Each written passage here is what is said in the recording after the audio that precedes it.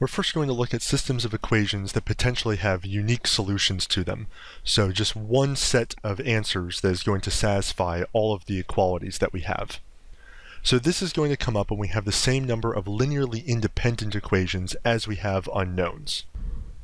As we saw in the previous slide, in the first example there were 2 equations, 2 unknowns. In the second example there were 3 equations, 3 unknowns.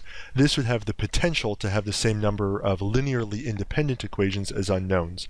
But just because we have the same number of equations and unknowns does not mean it's a solvable system, or that we're going to have a unique solution to it.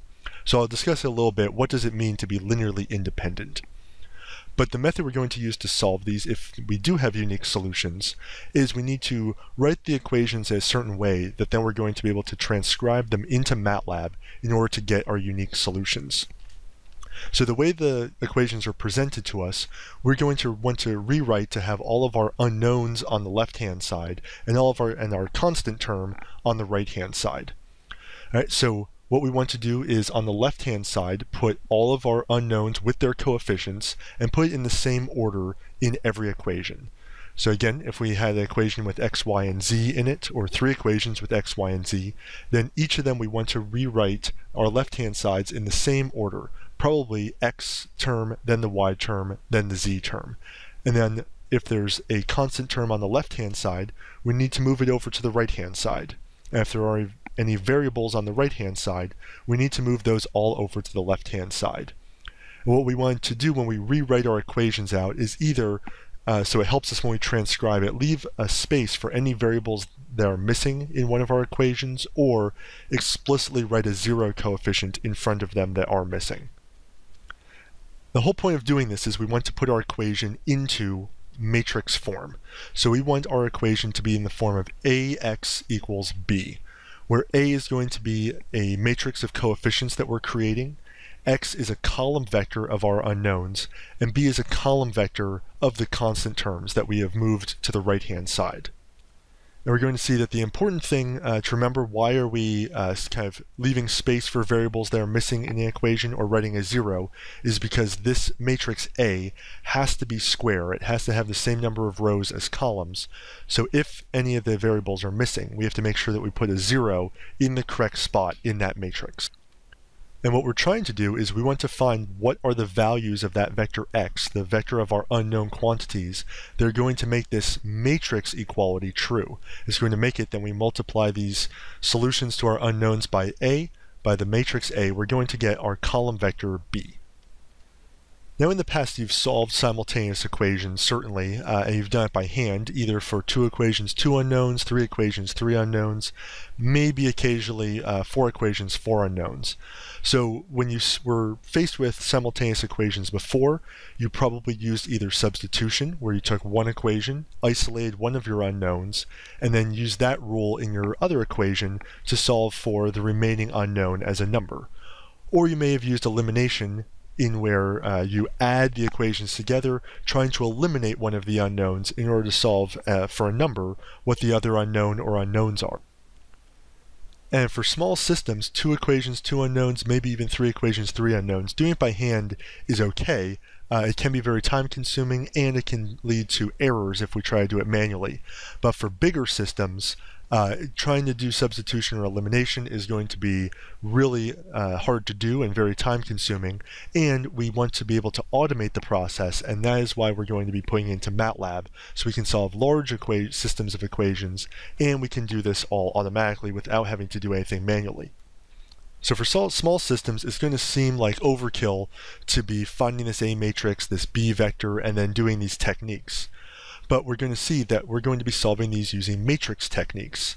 Now if you've taken a matrices class, including at Penn State Math 220, then you see how we can use matrices to solve these linear systems of equations using the matrix inverse. Or we can put our system into reduced row echelon form. Now I'll be demonstrating these techniques, but we're really not focusing on using these matrix inverses like you look at in a matrices course, in a linear algebra course. But this is what you would do. We have our original equality ax equals b, and in a matrix course what you can do to solve that unknown column vector x is we can pre-multiply left-hand side and right-hand side by A inverse. And then what's going to happen is we have A inverse times A, which gives us the identity matrix. X times the identity matrix leaves us just X. And our right-hand side is then going to be A inverse times B. Now the rule here is, in order to have a unique solution, A must be square, and we can only invert square matrices. And we'll go into a little bit more rules about what other matrices we can invert, and that'll be a test if we can get a unique solution to our equation.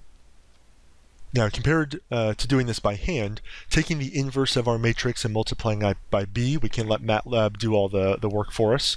Or if we want to put our system into reduced row echelon form, again, letting Matlab do the work for us, it's going to be quicker than trying to do it by hand. But a still faster method that we're going to prefer, and usually we're going to get the same answer with any of these techniques, is we're going to let Matlab do Gauss-Jordan elimination on our system.